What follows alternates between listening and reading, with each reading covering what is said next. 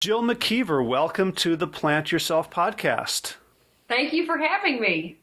Yeah, so this is unusual for me in that I usually just do audio, but I moved to a new office that actually has fast enough internet to try to handle some video. So maybe some folks are actually watching us, and they will notice that you are wearing bunny ear on That's your, on right. your head. So I've got to start by asking, like, why? Well, really, basically, it's just to get a laugh from everybody, to make people smile. I discovered about a year ago that as much as I love watching plant-based experts and going to plant-based events and learning everything about plant-based, we get a little too serious. And I was like, we need to add a little more humor into our journey. So I came across these rabbit ears, and I asked my online community, actually, I'd come across two pair, like a fuzzy pair and a not so fuzzy pair. And I asked my online community, which one should I go, to fuzz or not to fuzz? And everybody chose fuzz. And ever since then, they've just become a part of me. I wear them when I go to events, and every time I'm online, I do a live broadcast. I wear them. And if I don't wear them, my online community's like, where are the ears? You got to have your ears. Go put your ears on. So now it's just... Now you're a prisoner of your ears. I am, but I like them. They fit well, so that's good. Yep. And for those of you who are just listening, they are not real rabbit ears.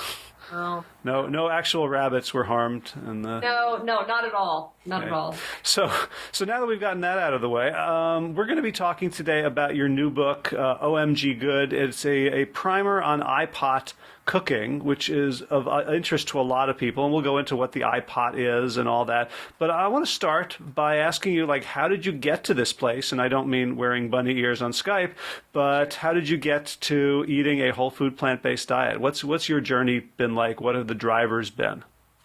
Well, the biggest, just to jump to the middle of that story, would be maybe like so many of us, I watched Forks Over Knives, and that movie gave me permission to just eat my vegetables. I grew up a kid already loving my vegetables, so meat was just always something that was put on my plate, and because I was supposed to eat it, and I ate it, and I was fine with that, but really, vegetables have always been my favorite part of the meal. So when I watched Forks Over Knives and I learned I didn't need all that other, I didn't need meat to be healthy, I was like, okay, I'm on board. And the other part of that, that Forks Over Knives did for me is that it really resonated with what was going on in my life at the time. I just hit 40, and my friends around me were about 10 years older than I was. I have family around me that they're 10, 15 years older than I am, and they were already on medication, the blood pressure medication and all that, the cholesterol stuff. And I just thought that was going to be my life when I got to that point. I thought, well, this was so normal, because it seemed so normal to hit 50 and then start taking doing all these procedures and taking all this medicine. And Forks Over Knives showed me that that's not my future. It doesn't have to be my future. I can control that right now. And so I asked my husband, if he would watch the movie with me, and he did, and he was like, let's do it. Thankfully he was very receptive. And I have two children. They're now 15 and 12. And I said, this is what we're doing, because I'm mom and I cook, and this is the way it's going to go. So they came along. And we'll be plant-based this November for 4 years, and it's been a great, great journey. I feel like I've completely avoided everything. My husband and I have both lost weight, a lot of weight because of it, and we feel healthier and more energetic than I ever thought would happen for us. It's been awesome. Wow. So people are listening to this and saying, what? You just told your husband to watch them, or asked your husband to watch the movie, and he said yes, and then he said, let's do it, and you told your kids this is what we're going to do, and they said okay? Yep. What planet are you from? I mean, I assume in your work in spreading the message, you must talk to a lot of people who have a very different experience of onboarding family members. What do you think you did differently, either in the process or in setting it up in terms of relationships that made it so easy? Well, I think first off, I'd have to say I have a family. I'm blessed with a family that loves their vegetables. I started my kids early eating their vegetables and turning them on to those sorts of things. We kept processed foods to a minimum when when they started eating solids. I'm very fortunate that my daughter, who's the pickiest eater, her first solid food was black beans. And she's one of those eaters that doesn't like anything that's too exciting. And she's eaten black beans her whole life. She eats them all the time. And so I'm kind of blessed in our tastes are already kind of leaning that way. But also, we were eating meat at the time. We were just like everybody else. And I think what really helped my kids along is that I took hold of the meals that they already loved, those comfort foods that they already loved, and I just slowly transitioned them to tasting good without the butter and without the eggs and without adding all the oils and that type of thing. So it was just gradual progression. My husband, he was a grown up, so he toughed it out with me. We just learned to eat differently. But he's a runner and he wanted to eat healthy. So that was his motivation. Health was his big, the part in Forks Over Knives where the surgeon who's eating right and doing it all, and he's running and he's doing everything, but then his heart has like all that damage, that hit home for him. That was something that was like, wait a minute. Mm-hmm. I'm doing what he's doing, and I don't want to end up like that. So that rang for him. But transitioning, just paying attention to what my family already loves, and then I just worked my way to making those meals healthier for them. Mm-hmm. Do you have an example? We're still working on macaroni and cheese, the infamous macaroni and cheese recipes. Trying to make them, making them dairy free. We had to get used to, I was learning how to use nuts and cashews and stuff to make cream sauces instead of butter and cheese. And we had to learn, which non-dairy milks that we liked. It was kind of one of those. At the time that we changed, we were on this path of we had already given up processed foods. We didn't eat out in fast food restaurants anymore. We had seen Super Size Me. That fixed us. And so we were at this point where we were eating grass-fed meats, raw milk, raw cheese. We were on that streak there. And so to give up milk I just had to find the milk that tasted good. And it was just like, we just kind of went through them all. We tasted them all. We accepted that this was going to be a change and everything was going to be different, but we were working towards being healthier. And my kids understood that. So I was lucky that they got it. And, so I have a question about that. If you're eating, raw milk and grass-fed beef, you're already in a group of people who are very health conscious.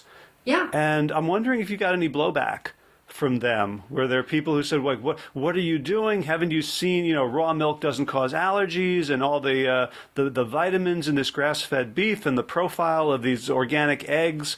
What was that like to hear that? And what, did you get confused, or how did that all work? So we lived in East Texas, so I knew the people growing the food. I was very close to our food. I was driving 33 miles to the organic dairy to get my raw milk. I knew the farmers that grew our vegetables and raised the beef. So when I turned to the dairy woman who I bought the raw milk from, I told her, hey, we're going vegetarian. I just used the word vegetarian at the time. I said, we're going vegetarian. You won't see me anymore. She was like, yeah, okay. Well, we'll see how that works out. I mean, she was like, she'd already set me up that I was going to fail. I was going to be back and I couldn't live without her. But, okay. And so that I never saw her again. But the farmers that I knew that were raising the beef, they were interested because they had, one particular one, he always wanted to remind me that he had an uncle that lived to be 102 and, he ate bacon all the time and he smoked cigarettes and he lived to be, so old. And, he just kept bringing that up, like, how are you going to, the diet's not really the big deal. But what really helped is I stayed friends with everybody except for the dairy woman because she was too far. But I did stay friends with the people that raised the meat, and they did see me change. I mean, I dropped 30 pounds in 6 months eating a whole food plant-based diet. I got energy. I had problems when they knew me, and for them to see my problems go away, it was they were interested. I mean, they were like, wow, maybe I should, they were really interested in like giving up oil and that type of thing. They weren't ready to give up their meat, but they were certainly interested in eating more vegetables, and appreciating their veggie plates more often. So It did have a positive effect. But I did have one person that had a problem and with it, and she was I have to be careful how I say this, but I'm not going to say what she did. But she did have a problem with what I was doing, and she was afraid that I was going to starve my children and that they were going to have brain disorders and that type of thing. But we just kept on. I just kept on doing what I was learning from Dr. Esselstyn and Dr. McDougall. I had Dr. Neil Bernard. I had their books to kind of keep me strong and knowing that I was on the right path. Dr. Pamela Popper, I was reading her books. And so I didn't feel alone because I felt like I had all this scientific data to back me up. I didn't have to prove myself, but I felt good that I was in the right place. Mm-hmm. And you were living in East Texas at the time? Yeah. So did you weren't alone in terms of having friends on the bookshelf. Did you have a community that you found of plant-based eaters in East Texas? No neighbors. No, no, it's completely alone. As far as neighbors were concerned, we were completely alone. But thankfully, I've been a food blogger since 2007, and we went plant-based in 2011. So I already had this broad online community to reach out to, and so I just changed right in front of them. And I thought, well, I know I'm going to lose some people, but maybe some people will stick around. And a lot of people stuck around. They saw me change online. And so today, my online community, I mean, they're my support group. We meet up, 3 times a week through live broadcasts just to talk recipes, exercise, talk lifestyle, family. And it's been being online is a great place to be when you don't have anybody else to turn to. Well, you're going to have to teach me how to do that because first thing I have to do is learn how to use Hangouts, and the second thing is I need to buy bunny ears, I guess, for the improved reception. So let's talk about your book, and first. Let's talk about the machine itself. So there's this thing called the Instant Pot or the iPot. What is it, and why do you like it? Okay, so the reason the Instapot is a programmable pressure cooker first, but that's that's what it says on the side of the box. But it's more than just a pressure cooker. It steams, it sautés, it slow cooks. It will do rice. There's a soup button. There's a meats button, but I never touched that one. But it's an all-in-one cooker, and it also makes yogurt. I don't know why I always saved that one for the last, but that was the reason why I bought it, because there was a moment there where I was experimenting with yogurt, and there really wasn't a non-dairy yogurt in my local grocery store. And so the Instapot has a yogurt feature. And I was like, there we go. That's what I need. I want to be able to make my own yogurt.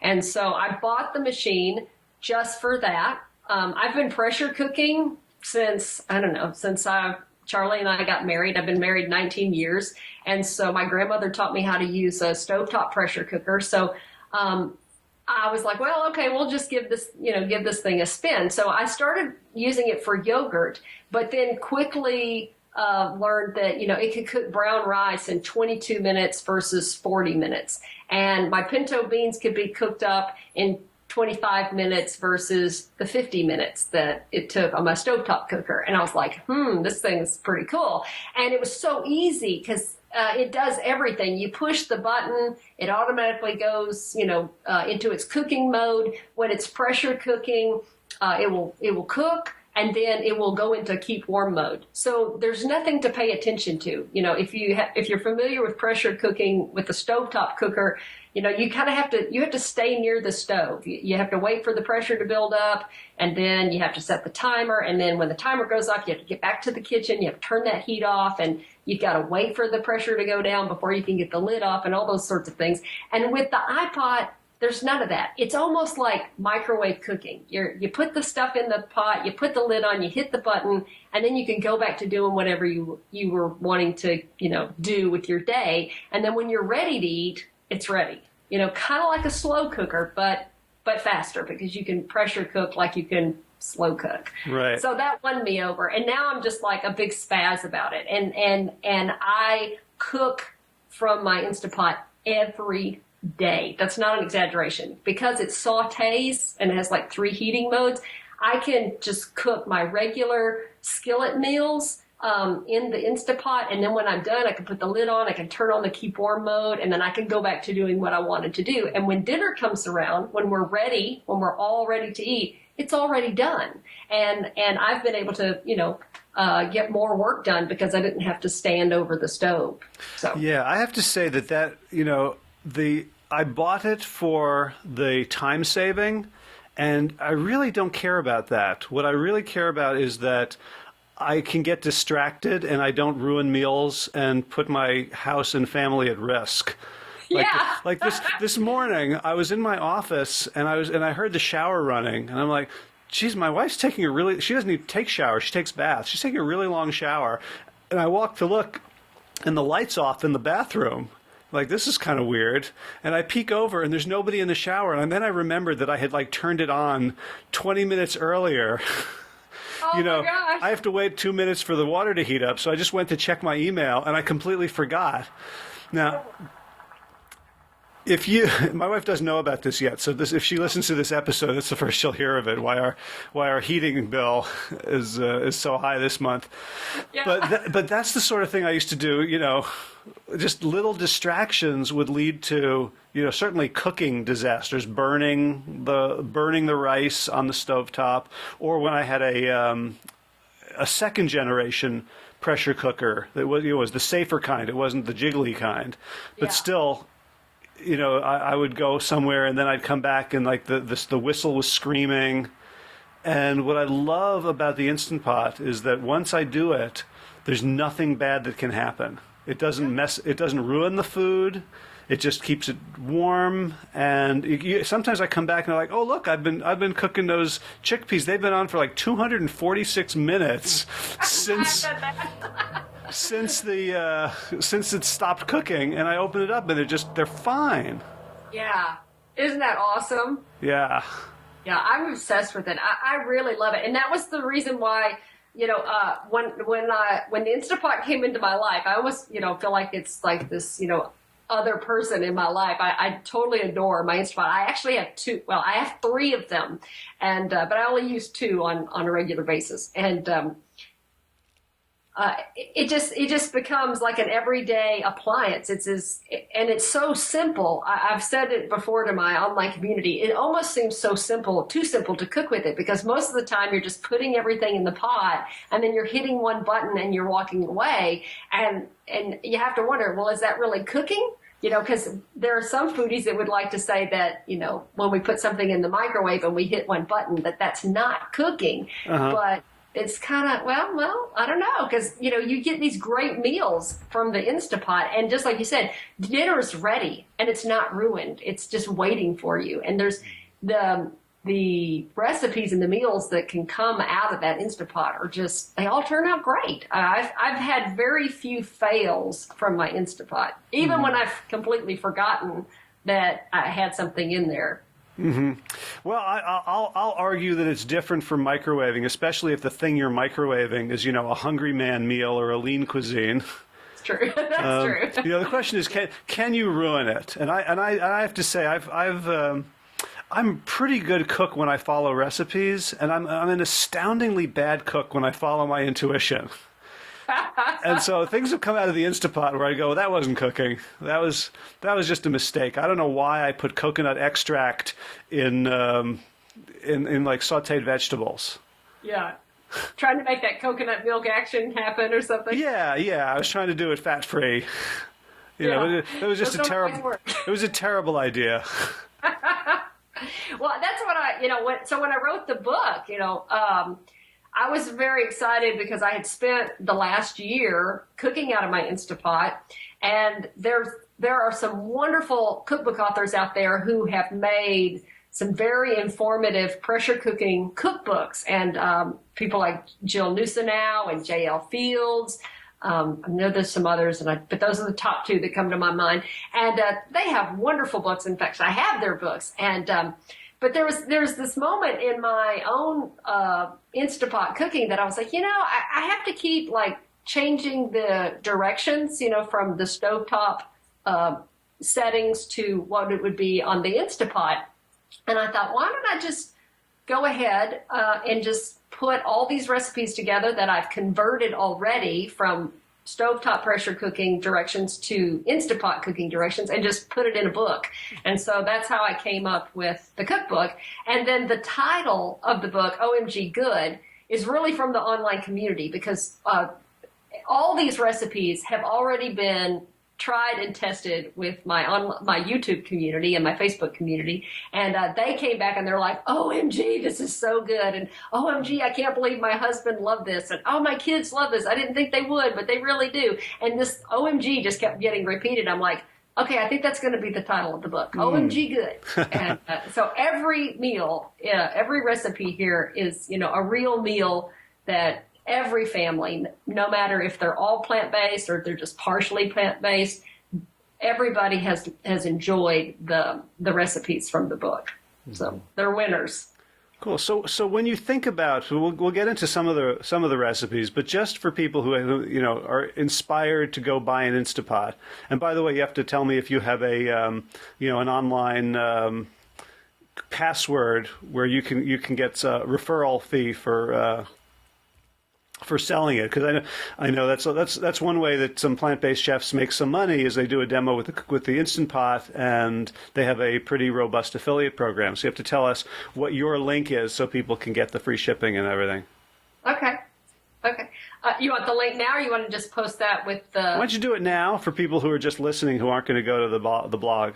Yeah, you can go over to the Instapot.com website, and you can use Woot Woot, which is WOOTWOOT, as your promo code, and that will let Instapot know that I sent you that direction. I have a much longer URL for my Amazon link, so I'll have to share that with you like offline, and you can post it with the video or with the podcast. But yeah, that one's longer, so it's easy to say. Fair enough. Woot woot. That's what I say every time we say woot woot. Every time I mention woot woot in my videos, every time I mention Instapot in my videos, we all go woot woot, and it's like a thing. So do they know you? Are you like their George Foreman? Well, no, they have a couple of George Foremans. I'm just one of the cheerleaders for Instapot, but I'm not like the main cheerleader. But I've been like the fun, most fun, and I have the woot woot. So now it's like spreading through the Instapot community. So every time somebody says Instapot, or I just got my Instapot, you can see in the thread somebody will say woot woot. So it's fun. Awesome. All right. So for someone who just gets it and they're all excited, what are the basic principles of using the Instant Pot that might be different from people who have, just familiarity with cooking on a stovetop? What do you think about differently? What do you do differently?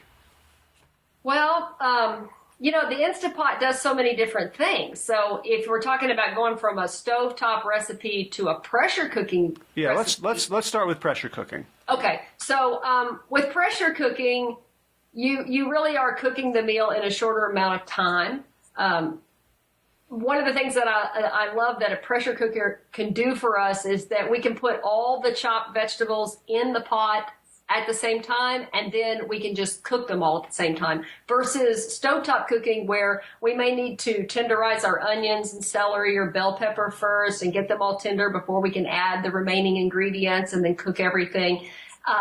You know, in the Instapot, you can just throw it all in. It's all going to get tender. You know, those chopped onions and bell peppers and things like that, they will become translucent and soft within minutes, 3 or 4 minutes. You're going to, on the stovetop recipe, you're going to spend, 10 to 20 minutes at the stove waiting for things to tenderize and bringing it all together. Whereas in pressure cooking, whether it's stovetop or it's in the Instapot, most vegetables are done in about 3 minutes. Even potatoes, if you're making an Indian dish or a curry dish with like 1-inch potatoes, that can be finished in 3 to 4 minutes and you're ready to eat. So it's, you go from this much time to this much time cooking. It's awesome. Do you have to worry about the sizes that you chop things into? Because I'm thinking like a potato might cook faster than a sweet potato, or if you're putting in a green like broccoli or green, broccoli would cook really, really fast. Do you have to? How do you think about the different cooking times, which you can modulate if you're cooking stovetop, but you can't keep opening the pressure cooker because it's under pressure? Well, yeah, and something like that. If you have a recipe where it has the different vegetables in it, the first thing I would look at is what vegetable is going to take the longest to cook. And actually, potato will cook faster than a sweet potato, and I don't know why, but they do.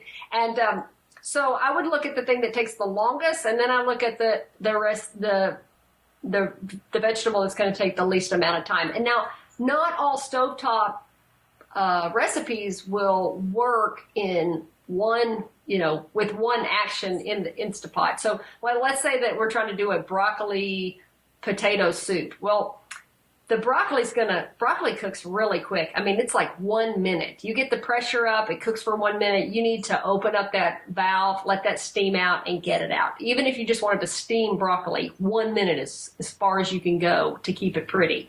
Anything beyond that, it looks terrible. So I wouldn't use recipes that have like really tender vegetables and then longer cooking vegetables together. I would just, thankfully in an Instapot, you can just use the saute feature and you could just cook them like you would cook them on the stovetop. Or save back those tender vegetables and just throw them in last. So like cook that potato for the 4 minutes that it would take to cook it tender, release the steam, which is easy and safe. You can with the steam release handle and let the steam out, and then drop in those tender vegetables, put the lid back on, and you can either use the saute feature to heat it back up, or you could turn the manual back on and then cook it for like set the timer for 1 minute. And because everything's so hot, it doesn't take very long for the pressure to build back up again. And then the 1 minute's over, and then you're releasing the pressure again, taking the lid off, and you're eating. So sometimes you have to break it up, but most recipes you can just throw it all in there. Gotcha.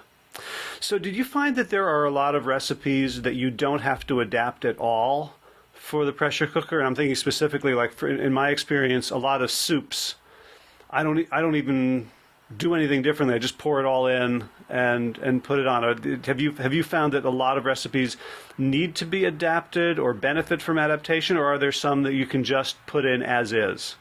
I just throw in as is. I think the one direction that I love being able to skip is, like I mentioned earlier, on a stovetop soup recipe, you might have that direction where you want to tenderize the vegetable. You want to tenderize the onion and the garlic first before you add the rest of the vegetables. Well, in the Instapot, you don't need to do that. You can go ahead and just put it all in, and it will cook tender and translucent, just as if you had tried to cook before. Now, there are some pressure cooker chefs out there that will still recommend, sauteing the vegetables first before adding the rest of the vegetables. But I think that's preference, really. Mm-hmm. So I haven't seen any difference. Right. Now, by skipping this step. Yeah. Now, you and I both know how to saute without oil, Yeah. right? But most people don't. Yeah. Right, either I can explain it and I can show people how to do it, and it's actually a little bit tastier because you add a little bit of broth or water or whatever.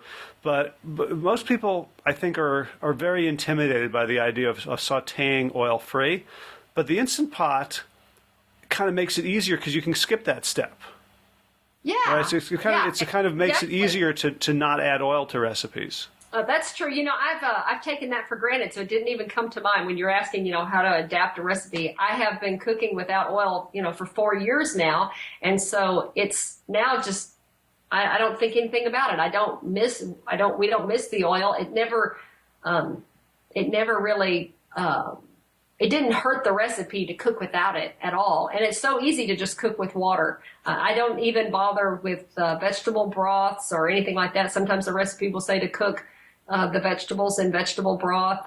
But to me, I'm like, well, the vegetable broth always ends up evaporating. So that's kind of a waste of an ingredient for me. I want to just go ahead and use water. The water's going to evaporate. The vegetables would be tender. And then I save the vegetable broth for seasoning later on in the recipe, so when we can actually taste it and enjoy it. Gotcha. So let's talk about some of the recipes you've come up with. And first, I want to ask you about ingredients that I'm unfamiliar with. Okay. So I opened up to Austin Curly Stew, and the first ingredient is rehydrated soy curls. And so my first thought was, that sounds like textured vegetable protein. It sounds like some horrible, highly processed, weird food. And then I went to to your introduction where you talk about it, and I was, oh, gosh, I've never heard of this before. Can you tell us about soy curls? Oh my gosh, these are awesome. These are the great. They are a whole food. They're no different than us eating raisins or dried apricots or anything like that. Soy curls are actually the soybean that's been that. I've talked with Butler Foods, and they won't divulge like everything about the process because they're trying to patent their process. But they do assure us that the whole bean is non-GMO, grown organically without pesticides. They boil it and stir it, and the soybean just elongates in the process, and then they pull the soybean out, and you've got this long strand, and they dehydrate it and bag it. That's it. There's nothing else. There's no seasonings. There's no preservatives or anything like that. They put it right in the bag, and then they ship it to us. And what we do with it is we take the soy curls, and you can rehydrate them in water, or you could use a vegetable broth or a no beef broth. I don't know if you're familiar with those, but like from Better Than Bouillon, they do a no beef broth. Or you could just marinate it. Use your old favorite marinades to rehydrate the soy curls, and then from there you can go and revamp all your old favorite meat dishes using the soy curls. So you can make a soy curl taste like pulled pork, or a brisket sandwich, or shredded chicken. Any of those old favorites that you have in your cookbooks, you can replace all that meat with the soy curls, and you would not know the difference. I have given shredded soy curls, barbecue soy curls, to my uncle, who is a self-proclaimed carnivore, and asked him to try my barbecue shredded soy curls, and he told me that if I had used his favorite barbecue sauce, he would not have been able to tell the difference between my sandwich and what he can what he can smoke on the grill. Wow! And I was like, and you see these are available at Butler Foods. Yes, butlerfoods.com. You can also, that's the best place to get them, really. That's the best price. You can buy them by the bag, or you can actually get a 12-pound bulk bag. So once you discover that you like them, I highly recommend just getting the 12-pound bulk bag, which is a lot of soy curls.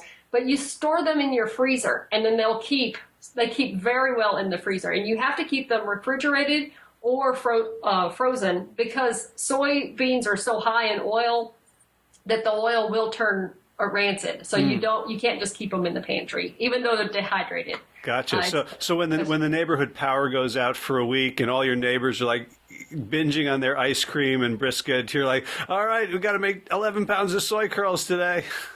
Yeah, that's exactly it. And they do go on the grill. I grilled them this summer, and I had a blast with that. It was awesome. I made I had my old buffalo wings marinade, and I pulled that out and blew the dust off it, and I was like, let's put this on soy curls and see what happens. And I pulled those out on the grill, and we had those for 4th of July. They were awesome. It was great. We had meat eaters over for 4th of July, and they loved it. They thought they were eating chicken. It was great. Wow. I mean, it didn't look like chicken, but once they took a bite, they really could not tell the difference. I'm going to have to give this a try, because I tried jackfruit 2 nights ago for the first time ever, and I was kind of disappointed. It was really hyped as like a meat alternative. It was more like sort of a mushy rutabaga. Yeah, I'm glad you said that, because I feel the same way about jackfruit. I think it gets a lot of hype. My husband said the first time we ever tried it, the first and last time we ever tried jackfruit, he said it tastes like a poor restaurant, or a restaurant's poor attempt at trying to make a meat substitute. And I thought, that's it. I don't want to do that anymore. And it's so hard to find. Jackfruit is, it's not. I mean, well, soy curls are, not on every grocery store list or aisle, but at least they're easy to find online, and they ship easy, and they're lightweight. So it's not like you have to pay a bunch of shipping to get them delivered to your house. But all right. Well, I'm not a convert because I haven't tried them yet, but I'm definitely going to give them a try. Yeah. All right. So when you set out to create your recipes, and you said you created your recipes before you wrote the book, you were just doing this these Google Hangouts and blogging and just sharing stuff. What were the first dishes that you thought, I want to try this in the Instant Pot? Well, I'm just like everybody else. I have a ton of cookbooks around me. I'm kind of I'm obsessed with cookbooks. It's like the only thing I read. Yeah. So it was just, I would come across recipes in these cookbooks that I thought were great. And I thought, maybe you're not there yet, but you get to that point where you're reading recipes and you go, I wonder if I could put this, I could cook this in the Instapot. I mean, it's like a natural question, because, you're trying to figure out what to cook for supper, and you're like, how do I get this in the Instapot?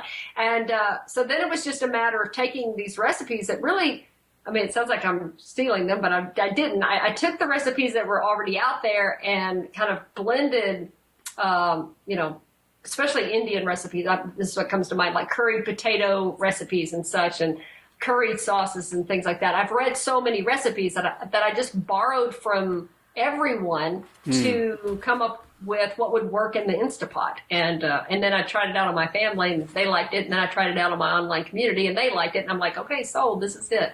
So it really was that simple. It's just a little bit of trial and error. Wow. So I'm looking at the awesome Tex-Mex lasagna stack.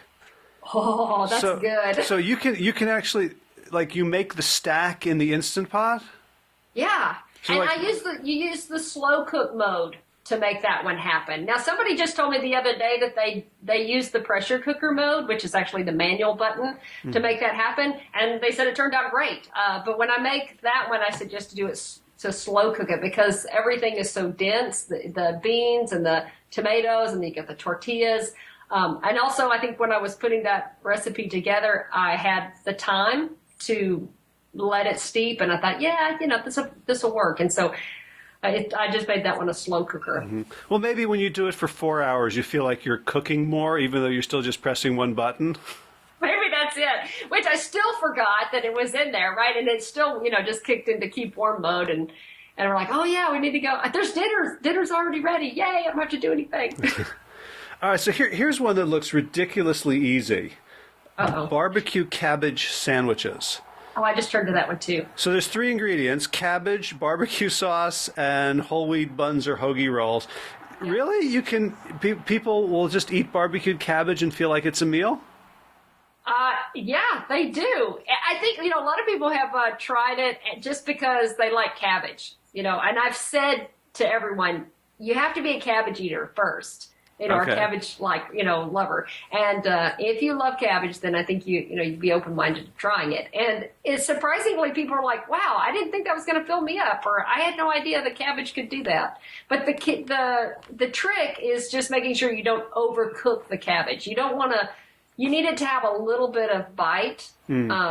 a little. You need not like crunch, but a little less than a little away from crunch, but not mush. And so that's why it takes just a couple of minutes. You don't pressure cook it. You just turn on the saute feature in the Instapot and just quickly give it a saute, and then throw on that barbecue sauce, and then really in the time that it takes for the barbecue sauce to heat up and heat through, the cabbage is done. So it's really quick. So people could try that even before their Instant Pot arrives. Oh, yeah, you can do it on the stove. Yes, I started on the stovetop, but then, once the Instant Pot came in my life, I just started doing it in the Instant Pot. But yeah, you can do that on the stove, easy peasy. Right. So I noticed, at least at the beginning here, there's a lot of, looks like Tex-Mex inspired dishes. So what are your favorite sauces and spices for getting that Tex-Mex flavor? Well, New Mexico chili powder is my absolute favorite chili powder. New Mexico chili powder. Yeah, so, there's all, of course, I'm here in Texas. So when I go to the store and I go to the bulk spice section in my grocery store, there's, 8 different versions of chili powder that I can choose from. We really love our chili powder here. So, but New Mexico chili powder is my family's favorite. I still have kids that really don't. I have one child really who doesn't like spicy chili or spicy foods. So, we don't get into the hot stuff, but we love Tex-Mex. That's why there's so much Tex-Mex in there. My family we just love it. We're Texas. We're Texans, so it's just natural. But I think what helps when we're trying to convert, we're trying to bring our old favorites back around to make them more plant-based or, veganizing them. I always say that it's important to use those spices that remind us of what we love so much about that dish. It's the textures that we're after, and it's those spices. So my New Mexico chili powder, my New Mexico oregano, a good cumin. There's different cumins out there. And so if you can find a place that offers like a variety of spices that you can buy a little bit at a time, I highly recommend going wild, have fun, put a tablespoon or two in a little bag and take it home and try it and see if you like it. And just to explore that. Cumin works, and I always use lots of fresh garlic, and a lot of onion helps a lot to make a Tex-Mex dish, taste authentic. It's really simple. So one of the things I'm noticing is every recipe has a beautiful full color photo next to it, which I guess is required for cookbooks these days. But when I look at the pictures, and if I showed them to meat eaters and I sort of ripped them out of the book and just without any context, they would recognize almost everything in here, right? They'd be wrong, but they would go, "Oh, there's a pulled pork sandwich," or "There's a beef stew," right? Is that kind of on purpose? Yes, because though I was fortunate to have a family that would come on, get on board with me to go plant-based, I am surrounded. My extended family is not on board. They're not plant-based. So it's really important to me to show people that we can still enjoy our old favorites, but eat them plant-based. And my online community, they're the same way. I know so many home cooks who are loving eating and living the plant-based way, but their husbands aren't on board, or their spouses aren't on board, or maybe there's a kid, a teenager that's not on board. And so, that helps drive what I cook for dinner. I mean, their choices or lack of choices affects what I'm going to do, because I try to, every time I come up with or I have a new recipe I think would work, I feed it to my family first, and then to see if it's going to work for them. And I think it's important that all the recipes be more appealing to everyone, not just to a small group. I mean, we're here to spread the health, right? I mean, I think it's more important for us to make things look like our old favorites to bring people along. I was just telling somebody last week that there's this this gamut of in plant-based eating that we could take. We could step in at any point and just take off in our journey. And we've got raw foods, and we have like that place where people are salt-free and sugar-free and nut-free and all that. And then, but then there's this beginning, where people like to start. They need to walk it in slow, and they need to give up things slowly. And I kind of considered like that the transition pool. And that's my favorite place to hang out. I don't know why, but I just like hanging out in that spot where people just need to slowly give up their meats, or they need to learn how to give up, to cook without oil. And I just like hanging out with those people because they're in real places. They have very busy lives. They've got kids, and they want to feel healthy and they want to be healthier, but they just can't just flip a switch and give everything up. And so it's so much fun to to have recipes like this for them to really just kind of relieve them of their concern, to say it's really not that hard, and let me just show you how easy it is, and you can still have all this flavor and fun. And that's another reason why I wear the bunny ears all the time, is to kind of lift everybody's spirits and say, hey, it's all right, this is fun, this is a fun way to eat, and you're going to have so much more energy, and you're going to feel so good when you transition over. And so I think it's working. Well, that place where you hang out, where people are making their initial changes, it's like an Instant Pot, right? It's like an 80-20, where you're getting a huge amount of satisfaction from not that much work, right? When people are at that stage, you just change their diet a little bit, and they see huge results, as opposed to where maybe you and I are at this point, where we're trying to tweak little things, and we're at a very refined place. But when people are just beginning the journey, the learning curve is or the reward curve is so steep. I can see how you don't want to hang out there. Yeah, and it's just cool, and I just love that place. Even though I've been 4 years being plant-based really isn't that long compared to how long I was just eating the standard American diet. So I still feel like I'm tweaking and changing, and I'm still exploring. There's still plant-based foods out there that I just haven't gotten into yet. So I'll admit that I'm still not crazy about kale.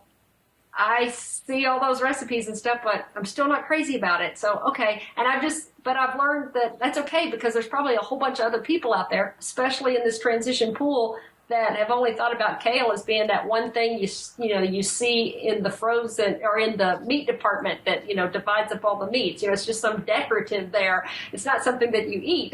Right.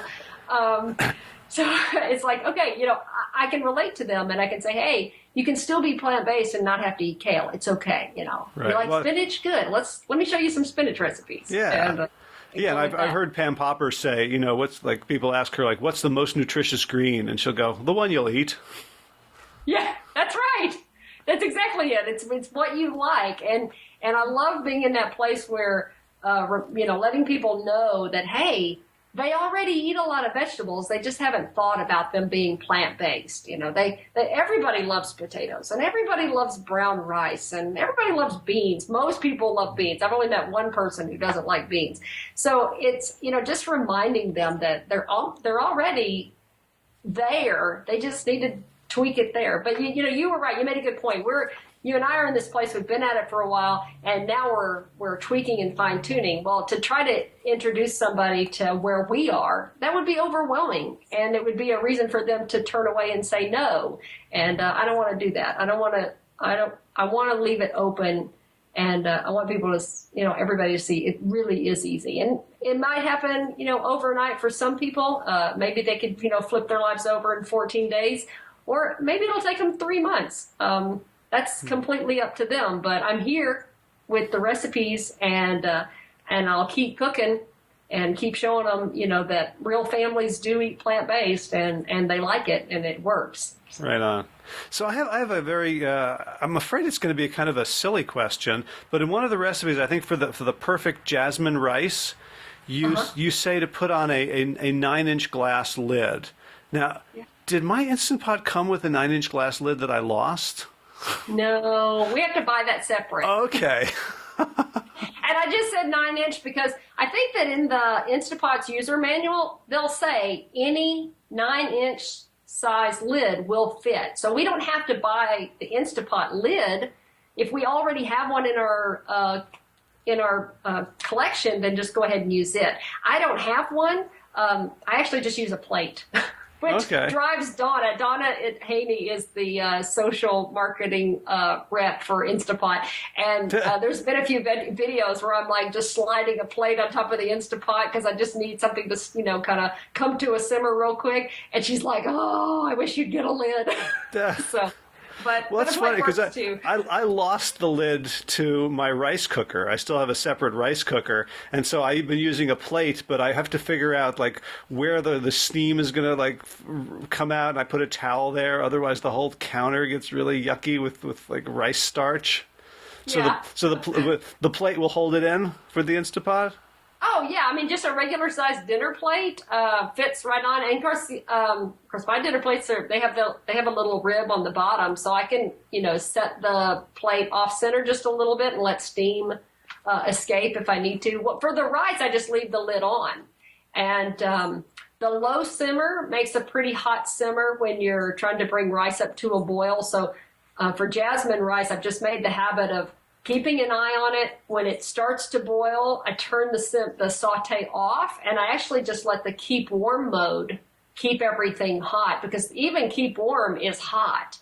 And so, and then I just let it sit, and 9 minutes later, it's done, and it's just there, and it's already in keep warm mode. So I just keep on cooking the rest of the meal. Gotcha. So before we close, I want to.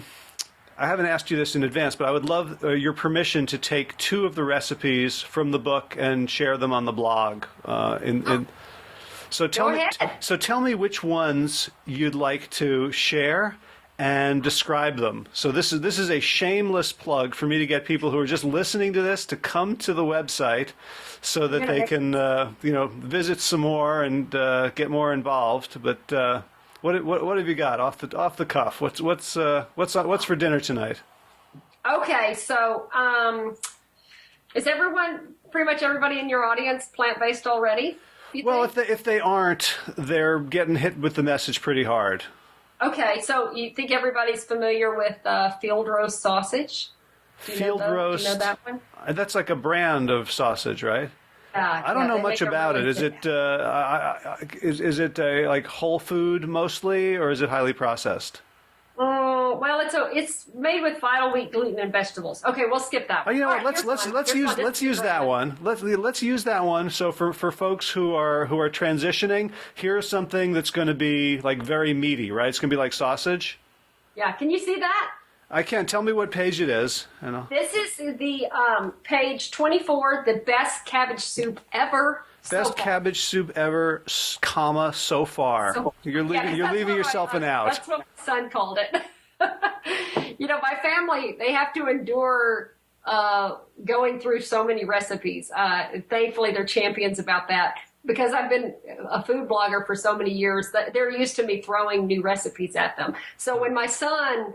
he loves cabbage, and so when I made this cabbage soup for him, he goes, "Yeah, this is the best ever so far." So he knew there's probably other cabbage soup recipes in our future, but this one's really good. It's made with chunks of carrot and big chunks of cabbage, and it calls for field roast apple-flavored sausage, which is really good. And we don't eat it all the time, but it's a really good meal when you're like a great fall dish. Okay.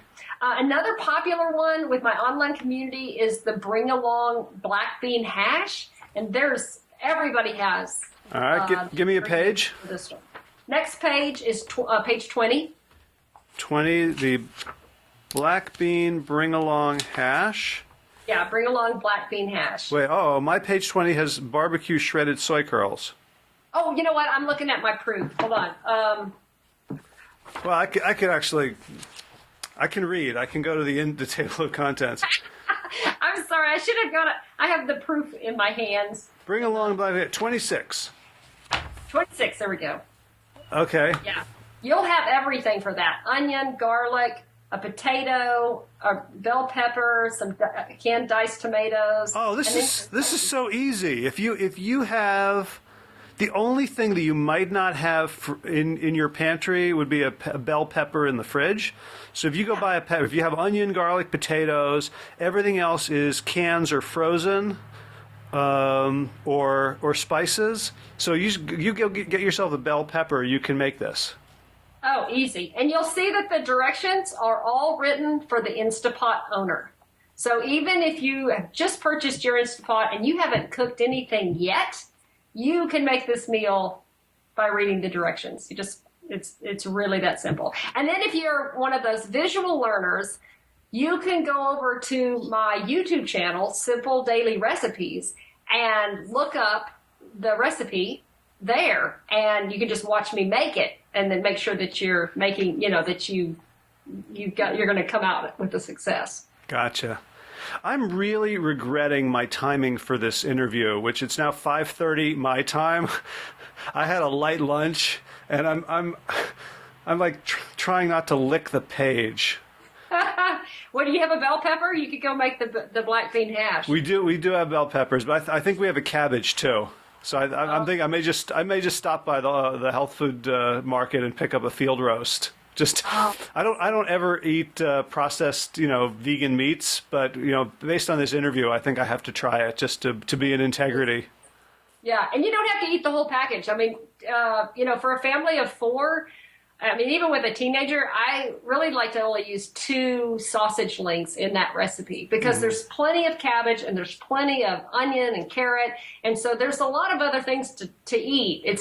So the sausage I'm just using for a seasoning in the soup. And that's really it. And then, and thankfully the field roast sausage, I'll just take the links that I need and I put them up in the freezer. And then next month when we're ready to have the soup again, I'll get those out. So it's not something that we eat every week or anything like that, but it's fun to have on occasion. Okay, great. So if folks come to plantyourself.com and they search for Jill, I think Jill Nussenow has also been a guest, so they're going to get somebody doing pressure cooking. Yeah. So just search for Jill, and you can look for Jill McKeever, and you can find these 2 recipes. They'll just be right on the blog. And also there'll be a link to your YouTube channel and your website, and a link to buy your book on Amazon. And I'll do your Instant Pot links, so you'll get to cash when people buy. Thank you. And I'm going to go home and now I only have one Instant Pot, so now I'm going to have to decide which one to make. That's true. Yeah, that's the fun of having a second Instapot. But I'll say this real quick, that the second Instapot is really when I get in the mood to do batch cooking. So if I want to just go ahead and make a batch of beans and a batch of rice in my same 15 minutes of time, or same 20 minutes of time, I can, and that's kind of what I've done. The third Instapot that I own is just for cooking demos. When I go and I'll be teaching a cooking class with the Instapot, and so I thought, I'm going to go ahead and get a third one, because occasionally Amazon will put the Instapot on sale. And so when I bought my third and fourth one, the fourth one's for a giveaway. But when I bought those, they were $99. And so Amazon really slashed the price for the Instapot. So if you keep your eye out for the Amazon flash sales that they have, about every 3 months they put on an Instapot sale. So it's awesome. Really cool. Yeah, Jill Nussenow refers to her pressure cookers as her boyfriends. Yeah. So. I have considered making a video. I think it's Al Green, the one where he's like, "Let's stay together." And I have sung that song to my Instapot just because I've given up the stovetop pressure cooker. It lives in the cabinet. I feel bad because I used to think I was, like, when I first changed over, I was like, I felt like I was cheating on my stovetop pressure cooker. But then I'm so in love with my Instapot. It's like, yeah, I'm never going back. We're gonna stay together forever, no matter the weather. Right. All right. Well, this has been really fun. As I said, I'm now painfully hungry. So me too. Thank you for that. You're welcome. Anytime. And so if folks want to follow you and stay in touch, where should they go? You can find me just about anywhere online. Go my YouTube channel. We have a great, I have a great online community over there. We love talking about food and recipes, even though it's all going on under individual videos. So someone goes to youtube.com and there's a search bar. What do they type? Simple daily recipes. Just type simple daily recipes at the top of YouTube and they will find you and your woot woots and your bunny ears and your Instant Pots. Yes, they will. So that's the first place I would recommend. And then you can always find me on Facebook. I like to hang out there. And then one of the other things that that I love doing is I do live broadcasts 3 times a week. And we do that through an app called Hang With, which you can download through Google Play or your iTunes store. It's completely free. And we get together Tuesdays and Thursday nights at 7 o'clock. And that's Central Time? Central Time. And then we get together again on Saturday mornings about 9:30 Central Time. And Tuesdays and Thursdays, we usually just hang out and talk recipes and life and exercise and families. And then Saturday mornings, I get in the kitchen and I just cook in front of everybody. So I'll find some recipe or somebody will say, hey, go try this. And I will just cook that recipe in front of everyone. And it's a great community. There's a lot of people that get on and that they talk, and they are there every broadcast. And we have a blast. Great support group for anybody who's in a tough spot or just needs to talk about their transition period or their journey. There's a great group of people there that will cheer them on. That's great, because I feel like it would be very hard to feel judged by someone wearing bunny ears. Oh yeah, no judgment here. No judgment at all. Yeah. And not from my community either. I have the friendliest online community that I could ever love. I love them all. We've all come from different places, and we've all come, we're all plant-based for different reasons, but no one's hard on anyone. We're all in this together.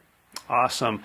Well, Jill McKeever, author of OMG Good Instant Pot Meals and proprietress of the Simple Daily Recipes on YouTube, and person who's woot woot. Thanks so much for taking the time. Thank you for having me on. It's been fun. All right. Be well. Thank you.